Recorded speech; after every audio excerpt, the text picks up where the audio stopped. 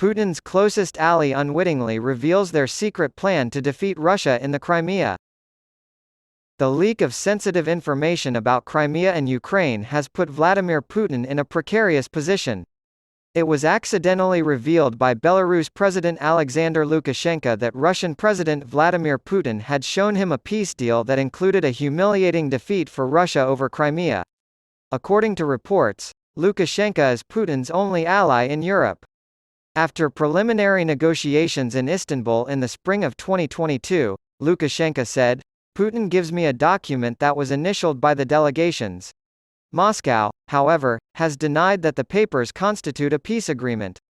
When pressed further, Lukashenko declared that such an agreement was already impossible, and that now it is already the territory of Russia according to the constitution. Following his boast that Russian nuclear missiles had arrived in Belarus and that he won't hesitate to use them, Lukashenko is now allegedly threatening to do just that. This comes after Putin said that an agreement had been initialed between the Russian and Ukrainian sides in Istanbul, which was not bad, but that Ukraine just threw it away afterwards, that's all. Putin and Chinese President Xi Jinping met earlier this year to discuss ways to end the conflict in Ukraine. Putin, from the Kremlin, praised Xi's balanced approach to the conflict and the Chinese peace plan. Ukraine, which Russia invaded in 2014, is demanding its return as part of any peace deal to end the conflict. Crimea is located on the Black Sea. According to a top military expert quoted by The Sun Online, Ukraine's strategy will be to cut off the occupied Crimean Peninsula from the rest of the country by cutting off the land bridge connecting it to the parts of the country that are still under Russian control and then attack Russian airbases, the Black Sea Fleet, and other Russian logistical and command centers. And he added, when it makes sense to, Kiev might, again, blow up Putin's favorite bridge in the Crimea, which was destroyed in October. I am familiar with speculations about a possible Russian mining operation at the Titan chemical plant in Crimea. The factory makes a wide range of toxic chemicals.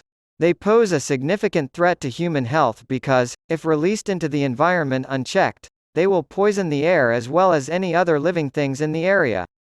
Crimea and the Kherson region are included in this definition. We don't know enough about the quantities of substances stored there, the potential wind conditions, and so on.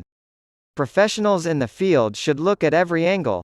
The Russian occupiers' destruction of the Kakhovka hydroelectric plant raises the possibility of another man-made disaster. The land the Russians abandon will be in ruins. They appear to have conceded that they cannot maintain control over the territory they have taken.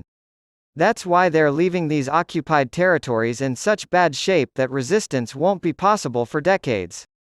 Russian authorities' definition of an evacuation has nothing to do with saving lives or preventing harm. It's designed to make things more complicated, with the end goal of serving the interests of the problem's original architects. In other words, it would serve Russia's national interests. Why are people in flood-prone areas being told to evacuate, and what does that imply? Russia could theoretically transport refugees to Crimea. However, we are aware that the occupying authorities in Crimea are not going to do even the bare minimum to improve their living conditions.